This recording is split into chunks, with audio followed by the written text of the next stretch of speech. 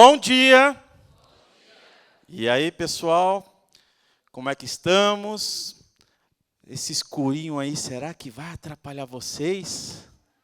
Ah, vai não. Vamos ficar aqui focados. Eu sempre gosto de perguntar quem participa dos nossos cursos. Quem aqui representa o empresariado, fornecedor? Quem aqui é controle interno? Parecerista jurídico, CPL, pregoeiro, já falei. E quem está em dúvida porque está aqui? Sempre tem aqueles, né? Puxa, surgiu um curso, vamos lá, né? Viajar a Curitiba, vamos conhecer, né, o curso. Estou brincando. Eu já tive desse lado aí muitas vezes, tá, pessoal? Todo o curso eu sempre faço essa pergunta até para conhecer o perfil de quem vai participar do nosso curso. E quando nós pensamos no curso de formação de pregoeiro, nós estamos aqui passando as noções básicas para vocês. Por exemplo, hoje nós estamos inaugurando, né, mais uma versão do nosso manual de licitações. Esse manual é um pergunta e resposta aliada ao quê? As questões que nós temos dentro do tribunal com decisões que vão favorecer vocês. Porque, veja, quando eu era jurisdicionado, como eu tinha uma curiosidade, uma dúvida de repente, ter uma problemática e ter que ficar pesquisando no Sr. Google. Não é verdade? Tem que ficar buscando para poder fundamentar uma situação, etc. Aí nós pensamos em escrever esse manual justamente com os problemas que nós sabemos. Por exemplo, eu trabalho numa unidade chamada de acompanhamento de atos, né? Nós acompanhamos licitações, contratos, por exemplo. Nós somos aquelas pessoas que encaminham para os municípios algumas fiscalizações. Alguém aqui já recebeu APA? Então, a culpa é nossa ali, tá? O APA, na realidade, é como se fosse assim, um comunicado prévio antes de, eventualmente, né, aparecer uma viatura CrossFox cinza, placa Paraná, lá no seu município, antes de abrir um comunicado de regularidade, uma fiscalização em loco. Então, basicamente, é quando nós verificamos alguma problemática, algum problema, e encaminhamos ao município. Município, identificamos uma impropriedade. Então, assim, recomendamos, sugerimos, né, até porque não é uma decisão terminativa. Então, mas a grande maioria, quando recebe, entre aspas, esse apontamento, que vai para o controle interno ou para o prefeito, normalmente eles acabam seguindo a própria recomendação. Bom, então, quando nós pensamos aqui, primeiramente é o seguinte, qual que é a grande problemática quando você começa uma licitação? É o planejamento. É o termo de referência. Nós vamos dizer aqui para vocês algumas situações novas que nós temos com relação à interpretação de microempresa, EPP, aquelas licitações. É uma função que nós temos aqui para passar a vocês hoje. Mas, quem aqui é pregoeiro? Levanta a mão só para saber quem está aqui. Eu sei. Será que vocês têm algum problema quando começam a receber as requisições dos setores? Tem. Vem tudo organizado, vem tudo com a pesquisa. Vem tudo com a pesquisa? Vem, né?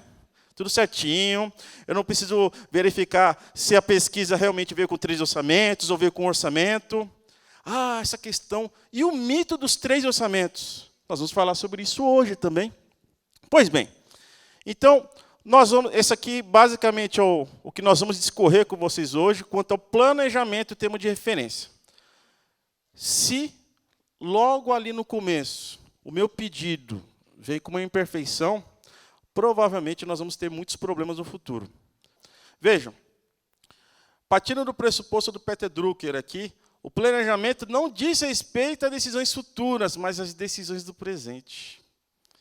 E quando nós falamos de decisões do presente, aquela situação clássica. Vejam, nós estamos agora entrando vamos supor assim, tem alguém da praia aqui? Município da praia? Tem algum bichinho que costuma aparecer nessa época? Além do cupim? Dengue, o que mais? Não temos mais problemas, né? Então, vejam, quando eu tenho, por exemplo, o bicho da dengue, que a gente sabe que acontece muito nessa época, né? Será que agora é o momento de eu fazer a licitação? Em dezembro? Ou para que eu pudesse contratar pessoas, para que pudessem lá passar nas casas e verificar o que está acontecendo, se estão tendo criadores lá dos dengosos. Se eu preciso verificar tudo isso, comprar materiais, será que é em dezembro que eu deveria começar a planejar, pensando que a temporada já começou agora? Então, uma licitação normal, a gente pensa ali, entre iniciar e entregar a unidade requisitante, nós estamos falando de 4, 5, 6 meses. Então, eu teria que já ver isso lá atrás, perto de junho, perto de julho.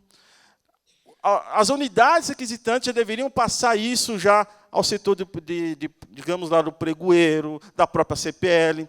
Então, vejam, aí, essas decisões, que não adianta agora, de repente, eu tivesse aqui uma epidemia, eu não ia conseguir resolver essa epidemia sem planejamento. O que nós vemos aí, um afogadilho que aconteceu. Há 3 semanas atrás, eu estava num estado lá no Nordeste, efetuando um curso, e lá estava acontecendo assim, o fechamento de um hospital de maternidade, com 200 leitos. Porque há 4 meses os médicos lá não recebiam.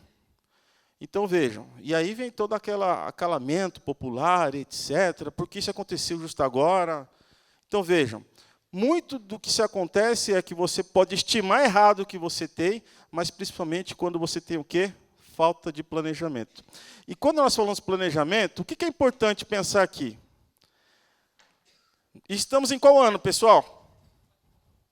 Terminando 2018, perdão, né? Já estou. Para quem está assistindo o curso aqui, pensa que nós já estamos em 2020. Não, estamos ainda, né, terminando 2018, dezembro de 2018. Quando eu penso numa licitação, eu tenho que prever exatamente quais são as situações clássicas que eu tenho. Vamos pensar o seguinte: existe alguma despesa que eu tenho certeza que eu vou ter todo mês? Ou que eu vou precisar sempre? Alguns municípios vão pensar, olha, não pode faltar o cafezinho.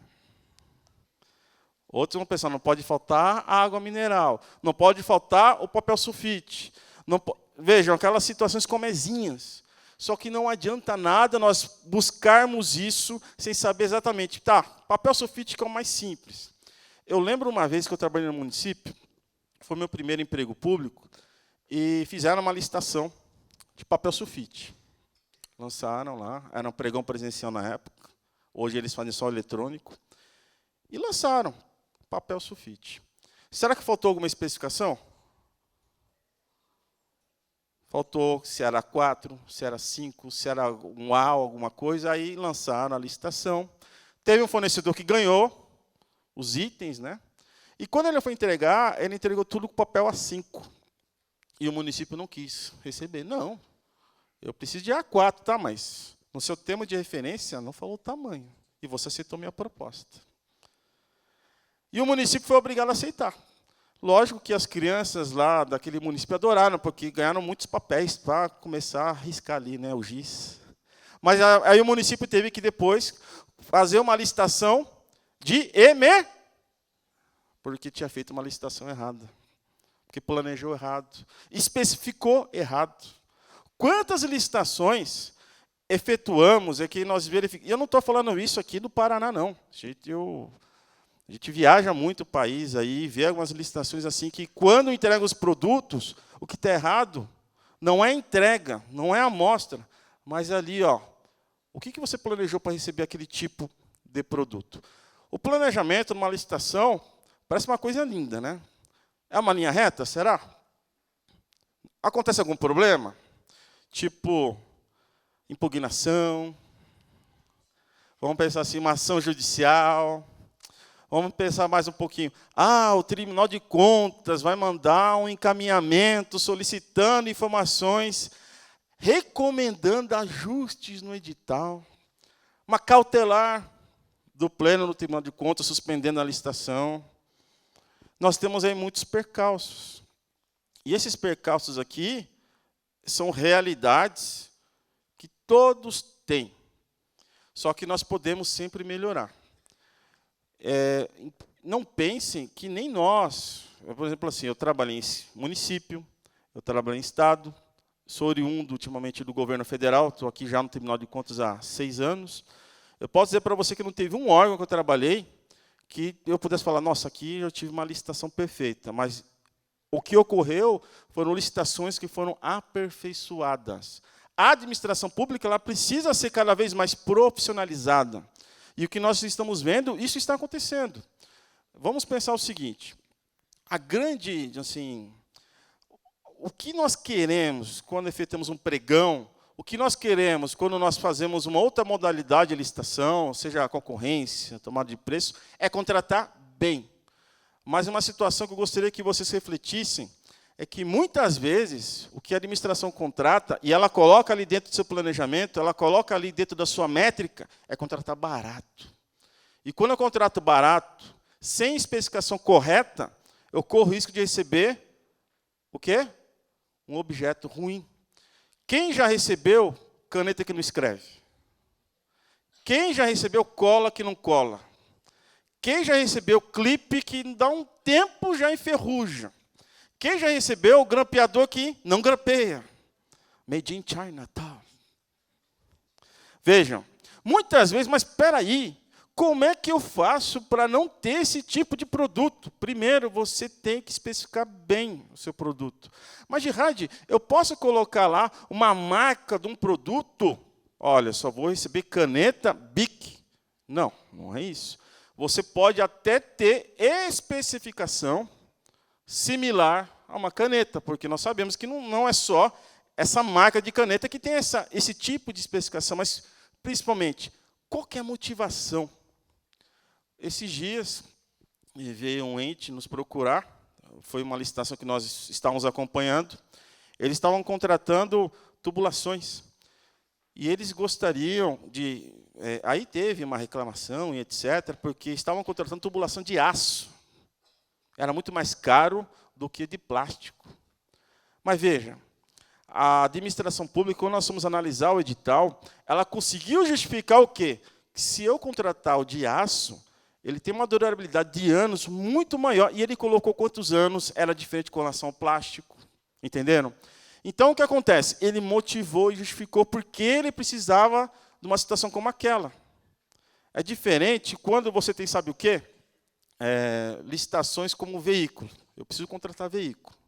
Aí ele coloca lá, motor não sei o quê, tantas válvulas, etc. e tal. Aí quando você vai ver, é uma marca de um veículo. Mato Grosso do Sul, nós acompanhamos lá um edital, Tribunal de Justiça, até o presidente do Tribunal de Justiça acabou ganhando uma ação por causa disso, porque queriam contratar veículos, e o único veículo que estava naquele tipo de planejamento era um tal de Corolla. Não sei por quê. Não poderia ser um Gol? Poderia ser um Gol? Não, não é nem marca. O que eu preciso entender é o seguinte, que tipo de característica que eu preciso do meu produto? Entenderam? Mas se eu precisar de um veículo de luxo, então justifique o porquê. E pensem o seguinte, quando eu direciono, quando eu deixo restrito, eu vou ter muito problema. Muito cuidado com isso. Pois bem, continuando. Isso aqui, para quem já conhece minhas palestras, é uma situação que eu sempre gosto de enfatizar, desde a época que nós palestrávamos aí acerca de transferência voluntária. Faça um diagnóstico do seu problema. Faça um diagnóstico da sua realidade. E aí nós temos aqui a árvore de problemas. Nós temos aqui o tronco, que poderia ser considerado o nosso problema, as nossas raízes, que são as suas causas, e aqui os seus frutos. Eu vou mostrar para vocês, logo pela manhã, um tipo de serviço público de extrema qualidade.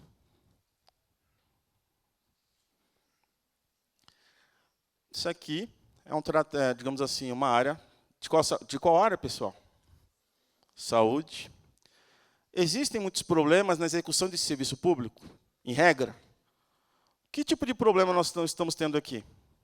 Falta alguma coisa? Mas eu posso falar, falta tudo, né? Vamos ver o que mais. Aqui, né? Nós temos um problema. Vamos pensar que nesse tipo de problema, Nós temos ali falta de equipamentos. Quais são as causas para isso? Quais são as causas que, mesmo eu tendo recursos, eu recebi transferência voluntária, eu recebi transferência da União, mas eu não consegui fazer a licitação? Eu tenho dupla formação, eu sou contador e sou advogado também. E eu lembro, na época que eu trabalhei na Secretaria de Saúde, no município, quantos convênios da União eram perdidos. Sabe por quê? Pela falta de licitação. Chegava o dinheiro, não sabia de qual era o recurso. Olha, isso também foi na década passada, lá de 2003 a 2007, há muito tempo atrás. Acho que isso não acontece mais hoje, né? Chegou o dinheiro, nós já temos que promover a licitação, porque senão o governo vai lá e acaba com aquela conta. Então, o que acontecia, pelo menos eu lembro daquele período lá, simplesmente assim, a demora para fazer a licitação, há uma especificação técnica de um produto, por exemplo, aqui. Que tipo de produto será que eu precisava? Eu precisava de um leito? Sim. Então, mas que tipo de leito eu preciso? Gente, para você fazer uma licitação, para comprar um copo descartável, não é fácil. Quantos ml são? É para café ou para água? Imagine para você fazer para um produto de saúde.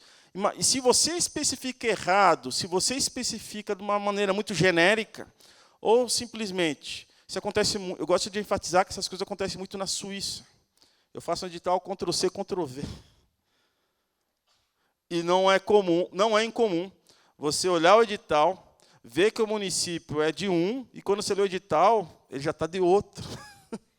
Eu já peguei isso, gente. Olha, esse aqui tem medo, mas não tem vergonha, né? Mas, enfim, o que eu gostaria de enfatizar para vocês aqui, falta de equipamento adequado. Que tipo de causa nós temos aí? Será que eu demorei para fazer a licitação?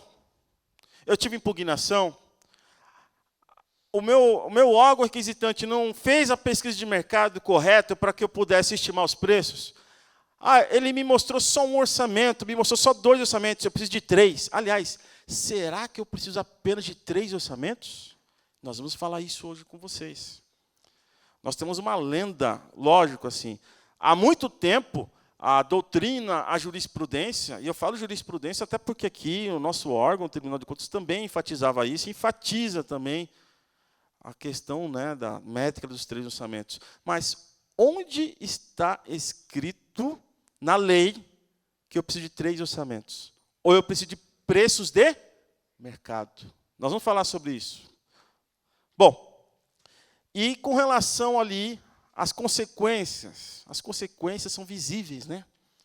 Quando eu não tenho equipamentos médicos, quando eu não tenho a possibilidade de dar um serviço público eficaz, eficiente de saúde. Está aí a olhos vistos. Bom, e aí, partindo dessa premissa de planejamento, que eu preciso verificar muito bem o que eu quero, eu vou fazer aqui uma brincadeira com vocês. Eu gostaria que vocês acompanhassem comigo uma problemática que sempre... Olha, a gente sabe que não acontece nos municípios, né? Acontece mais em outros locais, que é isso aqui. Educação, ensino público, vaga de ensino infantil. Tem para todo mundo? Pessoal, tem ou não tem? Não. Falta de vagas. Construção de mais escolas é uma solução? Sim ou não? Vamos lá. Eu tenho problema de falta de vagas. Então, eu vou pegar aquele terreno público, eu vou fazer um convênio com o Estado, com a União. Olha, eu quero construir uma escola. Mas será que isso, de fato, é a melhor solução? Sim ou não? Não. Não. Aí eu sou uma pessoa que trabalha com planejamento. Eu olho a longo prazo. Eu vou verificar o seguinte. A minha pirâmide etária, como ela é hoje? Como ela era, ela está aumentando ou está diminuindo? Está diminuindo. Vocês podem ver, olha, a quantidade de nascimentos. Vocês podem notar aqui, que a nossa ala mais idosa era uma espécie de um funil. Ela está ficando mais gordinha. Então, assim, eu estou diminuindo o número de nascimentos, Se eu estou diminuindo o número de nascimentos, imagine o seguinte, olha o elefante branco que eu poderia construir. Construo uma escola, contrato professor, contrato servidores públicos, e quando eu contrato, aquela despesa é fixa por 30 anos, fácil. Eu tenho manutenção da escola, e eu estou vendo que aquele tipo de despesa, aquele tipo de despesa é uma despesa que não vai ser para sempre, porque a tendência é que ela diminua. Então, eu teria que pensar o seguinte, ao invés de construir escola, será que eu tenho outras possibilidades? Eu teria, por exemplo, a possibilidade, então, assim, sabemos a olhos vistos que essas soluções estão acontecendo, né? Eu posso ter cases aí de transferências voluntárias para entidades do terceiro setor que também laboram nessa área. Eu posso alugar espaços instantaneamente para poder efetivar esse tipo de serviço. Olha quantas situações quem trabalha no planejamento pode fazer. Nós não tivemos aí, felizmente não foi aqui no nosso Paraná, isso não aconteceu, mas quantos estados, por exemplo, eu fui para um estado que prometeram que a Copa do Mundo ia trazer o quê? Desenvolvimento. E foram lá construir estádios. Tem estádios aí que você encontra pelo país que estão às moscas. Tem estados que iam receber recursos para construir metrô, VLT, e não aconteceu. Falta de planejamento. Não consideraram que nós podemos ter uma crise nesse período. Construíram, digamos lá, espaços públicos que iam ser utilizados por um breve período, mas não consideraram que aquilo poderia ser utilizado depois, ou não. Entendendo? Então, quando eu penso numa despesa pública de longo prazo, de médio prazo, eu tenho que pensar exatamente, ela vai ser usada? Eu vou precisar disso aqui? Então, assim, o que eu gostaria de colocar como reflexão a vocês são essas situações. Vamos pensar o seguinte, tem uma situação que nós recebemos lá, eu trabalho muito, nós recebemos muitas ouvidorias, né? O cidadão comum, ele, de repente, procura o ente, não resolve, ele encaminha para o Tribunal de Contas. E o Tribunal de Contas, através da ouvidoria, encaminha para a unidade técnica, que 99% somos nós que encaminhamos, tentamos resolver aquilo. Aí teve um município que ele foi fazer uma licitação para, digamos, contratar veículos. Ele queira alocar veículos. Por quê? Ele colocou uma motivação que furou o pneu, a ambulância tinha que parar. Porque faltava o quê? Licitação para o pneu. Uma licitação do pneu demorava 6 meses, mas se ele terceirizasse aquela ambulância, simplesmente o fornecedor quebrou alguma coisa, substitui a ambulância. Mas o problema ali, sabe qual era? Era o preço.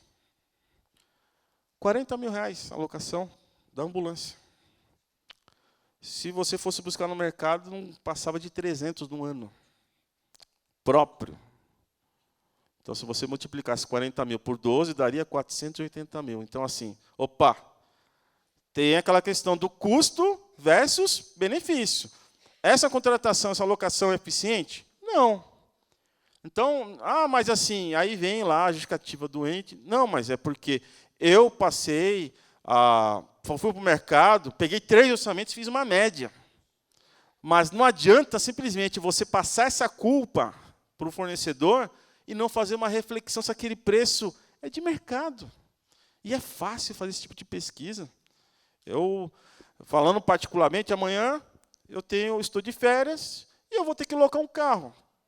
Eu não poderia pensar em locação de carro, buscar no mercado.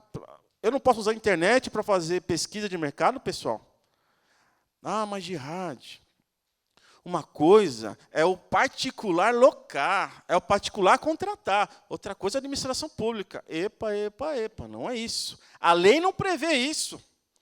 Se nós continuarmos ainda com esse tipo de situação, nós sempre vamos contratar com sobrepreço. O que é sobrepreço? É quando o preço que eu estou contratando, na licitação, com o preço de referência, está maior que o mercado. Nós fizemos um trabalho, a professora Flávia hoje vai estar aqui à tarde com vocês, ela é a nossa gerente da área da saúde. Quantas e quantas licitações nós verificamos aí que existiam sobrepreço? Mas qual que é o perigo do sobrepreço? É quando Aconteceu o sobrepreço, que é um preço manifestamente maior que o mercado. Fui fazer uma pesquisa de mercado, o preço estava maior. E quando eu assino o contrato, aquilo vira, sabe o quê? Uma expressão que a Lava Jato colocou em várias manchetes. Superfaturamento. Mas eu não estou ganhando nada com isso. Foi o fornecedor que me passou um preço acima do mercado. Eu falei, mas o superfaturamento é quando eu tenho um preço manifestamente maior que o mercado. Aí nós vamos ver quem participou disso. Aí você vai buscar quem são os fornecedores. Você vai buscar quem são os servidores que participaram. Ah, mas veja, eu não tive culpa nenhuma, foi o mercado que me passou. Isso não é desculpa, gente. Eu tenho que fazer uma reflexão, sim, dos preços que eu estou buscando. Tá? A gente vai falar sobre isso ainda. A professora Ana Crispim e Tatiana Camarão, elas falam duas situações aqui, relacionadas à súmula 177 do TCU. Quando eu faço uma licitação, preciso contratar um objeto, eu tenho que ter uma declaração precisa e suficiente de todos os aspectos que eu preciso. Eu disse um exemplo para vocês aqui. Qual que foi o exemplo? Do copo descartável, não foi? É fácil fazer uma licitação de copo descartável? Aliás, até dando uma dica para vocês, né? Nós, do tribunal, nós fizemos uma licitação lá de canecas para os servidores. No sentido que, olha, embora eu vou ter um custo maior nesse momento, eu vou deixar de ter o quê? Um custo com copos descartáveis no futuro. Copo descartável é só para visita. Vocês vão lá fazer atendimento, vocês vão ter copo descartável, mas servidor vai ter a caneca e eu não vou ter um custo com copo descartável com aquele servidor. Então, é uma questão do princípio de eficiência, custo versus benefício. É um custo um pouco maior, mas que no médio e longo prazo vai ser um retorno muito maior, porque eu vou deixar de gastar com copo descartável para servidor público. Pois bem, a segunda característica que vocês precisam verificar para que não aconteça é formulação imprecisa do objeto. Quantas e quantas licitações eu vejo lá assim. Esses dias a gente foi ver merenda escolar. Estava assim, alho de primeira qualidade. Aí eu li assim, não que eu seja o Masterchef, longe disso. Mas eu não sei o que é um alho de primeira qualidade. Para minha mulher pode ser um, para minha mãe pode ser outro. Imagina para o licitante. Entenderam? Ah, o que seria esse alho? Quais são as características técnicas que você quer desse alho? Isso, alho de primeira qualidade, é muito impreciso. Aí eu gosto de lembrar sempre, tchau, passarinho, das galinhas assassinas. Teve um certo município que estava tendo um problema com uma praga. Qual que é essa praga? Escorpião. Mas isso aqui é perigoso, não é, gente? É ou não é? É perigoso. Aí, o prefeito, o pregoeiro, a CPL teve uma brilhante ideia. Vamos contratar o quê para combater essa praga, pessoal? Vamos contratar veneno? Vamos contratar veneno? Mas criança pode... Olha, está na escola, isso aqui, criança pode pegar, vai dar um problema danado para nós. Então vamos contratar, sabe o quê? Um bichinho adorável. Um bichinho adorável. As galinhas. Vamos contratar galinha, porque galinha é o predador natural do escorpião. Aí foram lá e fizeram a licitação. Precisamos de 100 galinhas. Colocaram lá o objeto, 100 galinhas, blá, blá, blá, blá, blá. Já pensaram já o que aconteceu? Fizeram lá, pregão, aquela briga, né? Fornecedor A, fornecedor B, baixando o lance e tal. Aí ganhou lá o fornecedor X. Aí chegou, município, fornecedor X, eu preciso das galinhas. Vamos lá levar. Aí chegou o caminhão com isso aqui.